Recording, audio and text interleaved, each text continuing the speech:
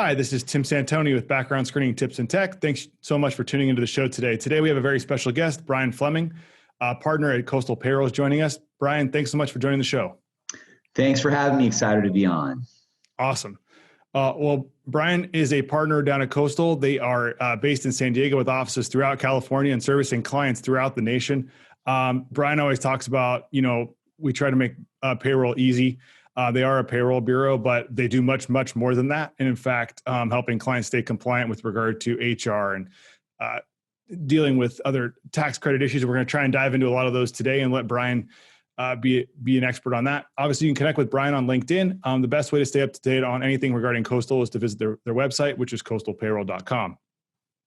So, Brian, I know you talk about it quite a bit. Again, we try to make payroll easy, and we joked about it a little bit before we get on the show, which is, people assume that payroll is just really, really simple. But I guess what are the typical challenges or complications that you're talking to with clients on a daily basis as you're evaluating what they're doing from a payroll perspective that kind of impact employees, contractors, and their general compliance as a business that just, keep them up at night or, cause them to be a little bit, uneasy? Well, in general, what I would say is that the majority of employers in America are small business owners. And so if you're a 5 to 10 employee company, generally your payroll is fairly vanilla. And any payroll processor that's in this business should be able to do that. What happens is that if these companies grow to be 50, 100 employees, the complexity grows and their requirements grow. And that same vanilla support that they normally get from these big box providers begins to fall down. And it's in these complexities that we really specialize. And so in a nutshell, what I would say is that we really commit a lot to the implementation, to understanding what the client's needs are, and all these different requirements, and being very thorough in transitioning them to our service, and then making sure that we are really on point with the different requirements that a big employer has. And that could be something like, just their things like EEOC reporting, or if they're a certified payroll provider, the larger they get, if they have government contracts, handling those types of things, they might need to integrate with their 401k provider. They might have Affordable Care Act reporting requirements. So these are things that 5 employees you generally don't see. But when you get bigger, you really got to know what you're talking about. And you need to have the support that knows what they're talking about to continue to make this easy for the client. Gotcha. So as you're working with those employers and they're growing and they're kind of going through those growing pains, do you find that oftentimes they're surprised to even know that these compliance requirements exist, and that they, are you educating them on those? Are they surprised by that? Are they concerned by it? Like what does that process look like usually? It's probably a mixed bag. I mean, sometimes they know it and that's why they want to make a transition, because they're like, our current provider just has no clue. But also even with that same client, they're unaware of some other things that maybe they haven't been dealing with. And so, as an employer grows, they typically will reach different thresholds in which now there is a new requirement based on reaching this new threshold.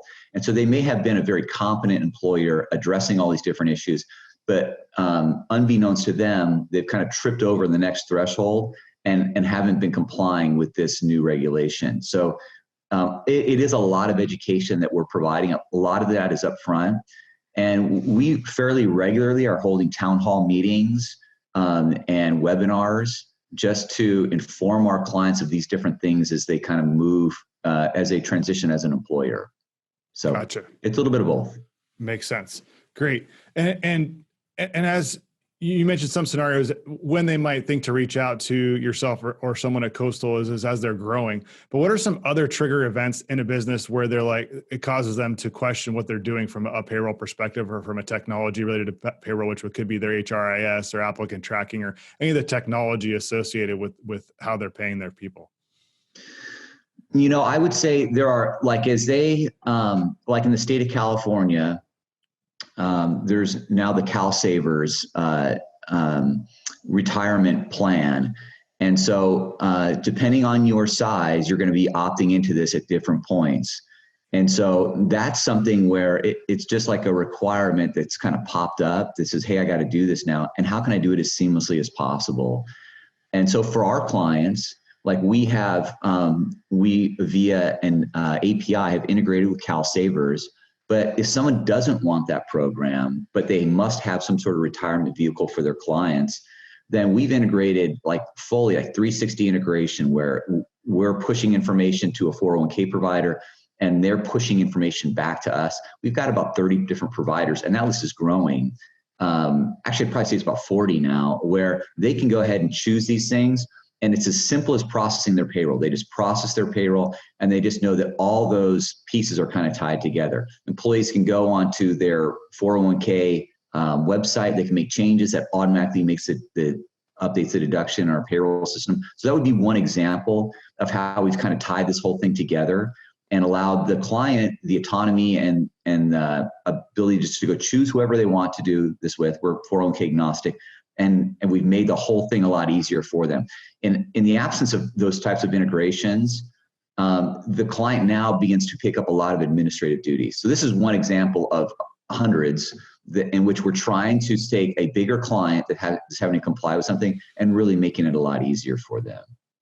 Yeah, that makes a lot of sense. I think that when you break down the time and costs associated with administering to a program like that or complying with it, the time that a department would take on a monthly or every time they run a payroll, it's significant. And they probably aren't even aware of, the ways to do that and the way that could be pushed and keeping it compliant so that the reporting is available and end of year, there's not a ton of, labor involved in doing that, which I can imagine to be pretty intensive in terms of, running the reports, making sure that all the data went to the right providers and then, cross-checking all that stuff out. That's a great example. One other thing we wanted to touch on the show was the employer retention credits. Talk to us a little. We've been through kind of PPP round 1 and PPP round 2. Talk with us a little bit about the employer retention credits and why you think they're important for businesses to know about. Okay. It probably is, Tim, the greatest government assistance program. I've been doing this for more than 20 years. This is the best one ever, and it's not even close. It's better than the PPP. And initially, when the government provided this type of assistance, it was as if you either did the PPP or you did the ERC. Because they were of equal value and they kind of did the same thing, you either did one or the other. But with the Consolidations Appropriations Act of about 4 months ago, the government came back and said, look, if you got a PPP loan in 2020, or if you got one in 2021, you can still do the ERC. You cannot utilize these programs at precisely the same time or with the same funds, but you can use them in the same calendar year. So in 2020, you almost got to think of this as like it's one program, but you can participate at 2 different times, almost under 2 different terms. So the big thing is you have to qualify for this. And the way an employer qualifies is that they had either a partial or full government shutdown. So that would be one way. So think of a restaurant. Hey, our people got to eat outside, or the tables have to be 6 feet apart. And if that's the case, that's a partial shutdown. You're in for the period in which that's happening. Or let's say none of that stuff's happened to you, but you've had in 2020 a 50% reduction in gross receipts as you compare the 2020 quarter to a 2019 quarter. Or in 2021, if you're opting for that year, it's a 20% reduction in gross receipts. And so really in 2020, the program is good in that the government will pay 50% of your employees' wages up to $10,000 per employee. So it's $5,000 per employee. You got a 20 employee company, you're looking at $100,000. And you don't have to ask for forgiveness. You just have to file this tax return and kind of note it correctly. In 2021, the government will pay 70% of an employer's wages up to $10,000 per person per quarter. So that's $28,000. So for a restaurant, you might think, well, they're normally not paying their employees $40,000 a year. So you got to think that this program is actually going to pay 70% of my employees' wages. And it is just an incredible program. And the reason why we're so involved in it is because the way that this is a employee retention credit, and it's based on payroll wages. And so the way that you would actually realize it is that when we go to pay your payroll taxes, you'd get a credit for it. And in every single quarter, there's an excess amount of credit. And what happens is when we file the quarterly tax return, payroll tax return, your 941, you'll go ahead and and receive an excess, there will be an excess amount, and the IRS will send you a check for that excess amount. So it's hundreds of thousands of dollars that our clients have realized. Actually, we've processed about $30 million of these things. Wow, that's substantial. It's huge. And honestly, our fee is, they have to become a client of ours, because when they do, our ability to process these things becomes so much easier. We have all the payroll data right in front of us. It's a delicate process because we don't know if they've been shut down. We don't know if they've had gross receipts that have dropped. We don't know if they're in the middle of a PPP cover period. But provided that we can be in very close communication with them, then we can process these things probably better than anybody else and cheaper than anybody else. So our fee is just $1,000 per affected quarter. But for some of our clients, we're charging them $1,000 per quarter. Maybe they're eligible for 5 quarters. They're paying $5,000 to get $800,000. And generally when you run these types of credits, there's companies that are out there that'll do it that will charge 20%. So that's a pretty normal fee. Sometimes it's higher, sometimes a little bit lower, but they're charging $200,000 where we were charging $5,000. So it's a tremendous program. We can't believe it exists, and we still get people having huge eyes when we tell them about it. Yeah, it's kind of a great example of why it makes sense to work with a quality provider, because no one would expect that this would have happened. But if they were already with a company like Coastal that's set up and able to do that, then there's no transition requirement. And no one could have really expected kind of the pandemic situation. But I think that's why when people talk about payroll, like no payrolls are created equal, right? Look to understand working with a partner that's doing all these integrations with the APIs for the 401k and the CalSavers and things like this, where the data and the reporting, I know in talking to people, the amount of reporting and accounting that they've spent to generate the reports to do this stuff is significant, right? And some of the payroll companies can't even generate the reports they needed, so they're doing them manually, right? And now it's become exponentially more complicated because it's gone on for so long, and then the requirements and the review has gone on, has been so much more complicated. So that's really great to know. And I assume they get all the information for that type of program at coastalpayroll.com, Brian? Yeah, and when they log on to Coastal Payroll, there's a link that says COVID relief, like right on the home page. If they click on that, we've got all the town hall meetings that we've had, and it addresses everything: the PPP loan, how to ask for forgiveness, and obviously the ERC stuff. And it's all right there. Awesome. Forms, everything. So Brian, I know that you guys are a trusted resource and really pride yourselves in offering a service that's a step above, but give our listeners just a little bit of maybe a plug on Coastal in terms of the types of clients that you work with. And some of the success stories or a recent client success story that, was impactful to you. Sure. So we've got, we handle clients as small as 1 employee, and there's a lot of those out there. So we've got a number of those, and we're still a very cost-effective solution for them. And then, we're as big as, we've got clients that have several thousand employees, and we've got a good number of those as well. And everything in between.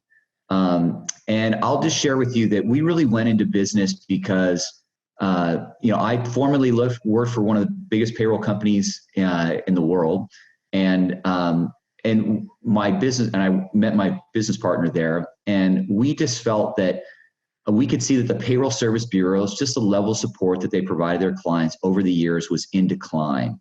And quite frankly, the one we were working for was like the worst offender of this. Coastal Payroll was founded 15 years ago, really on the core principle that we wanted to provide really an elite level of customer service. And we wanted to provide customer service par excellence and just do it like nobody else had. And so what that means oftentimes for our clients is that they're going to get people that are, they're going to get assigned people to their account, like an assigned payroll specialist, an assigned HR advisor. And their workload is not so high that these people are readily available for them. And we have invested so much in their training that their level of competence is that much higher. So we're really trying to provide a much, just a far better customer experience for our clients. And as far as, it's on a regular basis that we are transitioning companies off of a larger payroll provider and transitioning to them to us.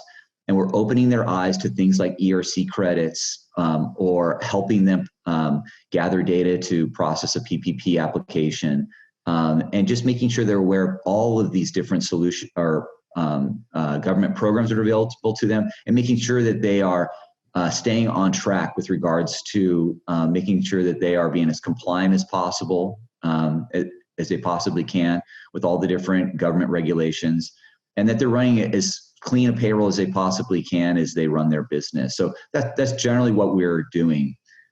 As far as a customer story, man, there are so many. I'm trying to think of maybe one that might stand out here.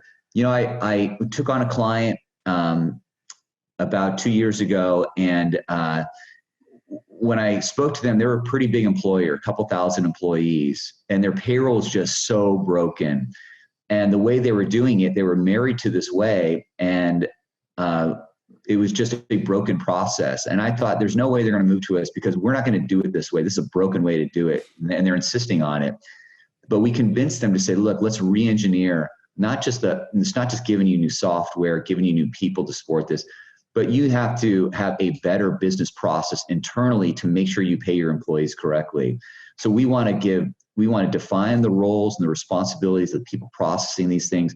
We want to give them timelines. We want to make sure that they know precisely what they must do in the engine of processing this payroll. And they were just overwhelmed by how much cleaner their payroll was after we had done that. So it's not just about, hey, here's the software and we'll give you a different person to do this.